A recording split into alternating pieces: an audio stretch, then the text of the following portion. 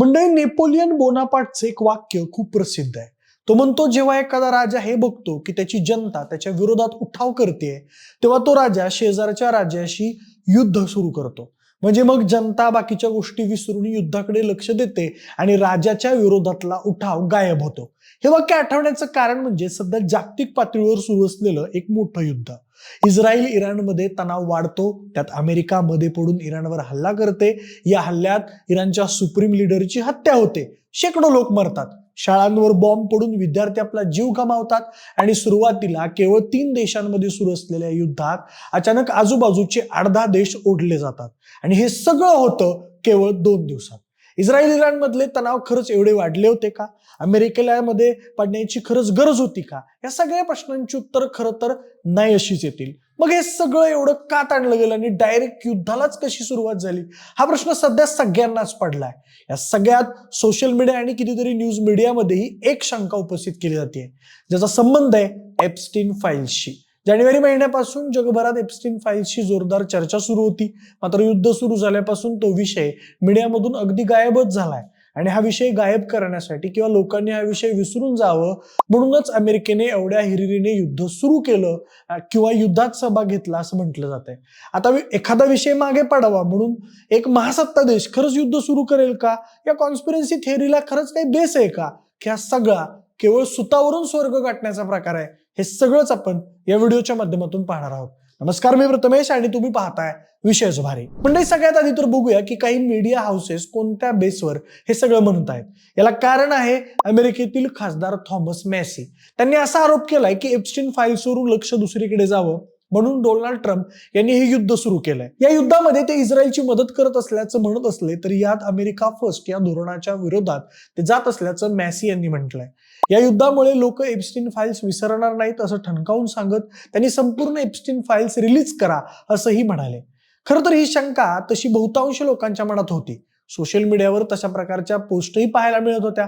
पण मॅसी यांनी उघडपणे हे बोलून दाखवल्यामुळे न्यूज मीडियामध्येही हा विषय पुढे आला. याबाबत मग अल जझीरा, क्लेरियॉन अशा काही माध्यमांनी आणखी थोडी माहिती शोधण्याचा प्रयत्न केला आणि त्यातून समोर आलं एप्स्टीनचं या सगळ्याशी असलेलं कनेक्शन. एप्स्टीन फाईल्स काय आहेत हे आतापर्यंत सगळ्यांना माहिती झालंच आहे. कितीतरी मुलींचं आणि विशेषतः अल्पवयीन मुलींचं शोषण करणारा आणि जगभरातील कितीतरी नेते, राजकारणी आणि सेलिब्रिटींना या मुली पुरवणारा कुविख्यात मिडलमॅन म्हणजेच एप्स्टीन. त्याचे कुणाशी कितपत संबंध होते या सगळ्याचा कच्चा चिट्टा त्याच्या ईमेल्स मधून आणि मेसेज मधून समोर आलाय. आणि या सगळ्यात जगभरातील कितीतरी नेत्यांची नावं समोर आली. यात डोनाल्ड ट्रम्प यांचं नाव सर्वाधिक वेळा घेतलं गेलंय आणि याच कारणामुळे अमेरिकेत सध्या ट्रम्प यांच्या विरोधात मोठा उठाव निर्माण होताना दिसतोय. हा उठाव थांबवण्यासाठी आणि लोकांचं लक्ष या सगळ्यातून दुसरीकडे वळवण्यासाठीच ट्रम्प यांनी हा युद्धाचा मार्ग स्वीकारल्याचं म्हटलं जात आहे. पण खरंच तेवढ्याच एका कारणासाठी ट्रम्प थेट युद्ध सुरू करू शकतात का? या प्रश्नाचं उत्तर मिळवण्यासाठी आपल्याला थोडं आणखी डीप जावं लागेल.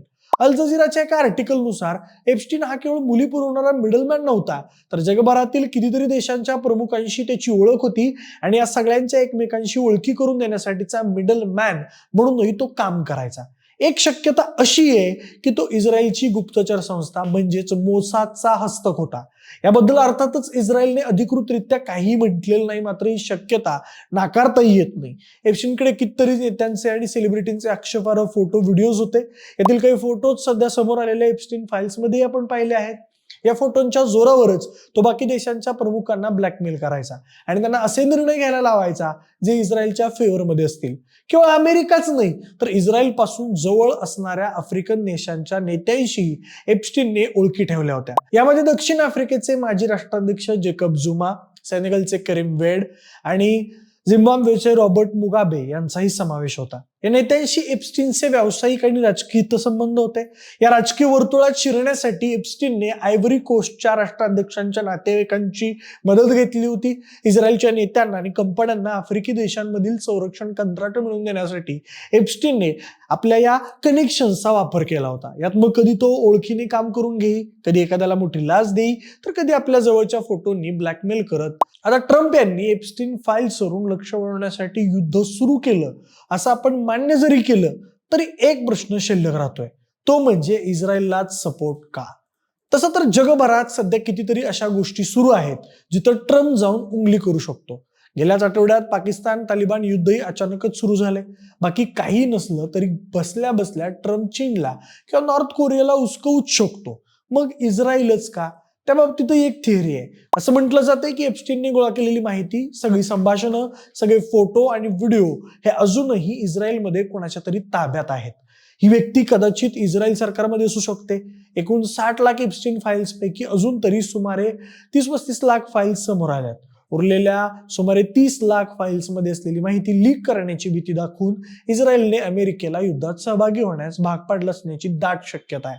आता या सगळ्या थिअरीज पैकी काय खरं आणि काय खोटं हे कदाचित आपल्याला कधीच समजणार नाही. पण एप्स्टीन फाईल्स रिलीज होण्याचं टायमिंग, त्याचं कित्येक देशांच्या प्रमुखांशी असलेलं कनेक्शन आणि अचानक कशातच काही नसताना सुरू झालेली ही युद्ध, हा सगळा योगायोग तर नक्कीच वाटत नाही. युद्धामुळे एप्स्टीनचा विषय मागे पडला हे खरंच आहे, पण आपली नावं एका गंभीर प्रकरणात समोर आलेली असताना त्याबाबत काही स्पष्टीकरण देण्याऐवजी गरज नसलेलं युद्ध सुरू करून त्या शेकडो नागरिकांचा बळी देणं कदाचित या वर्ल्ड लीडर्सना सोपं वाटत असावं. बाकी तुम्हाला काय वाटतं, हे युद्ध खरंच गरजेचं होतं की खरोखरच ही एप्स्टीन फाईल्सचा विषय मागे पाडण्याचीच योजना होती?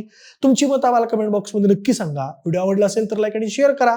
सोबतच अशाच आणखी व्हिडिओसाठी आपल्या विशेष भरीच्या YouTube चॅनलला सबस्क्राईब करायला अजिबात विसरू नका. धन्यवाद.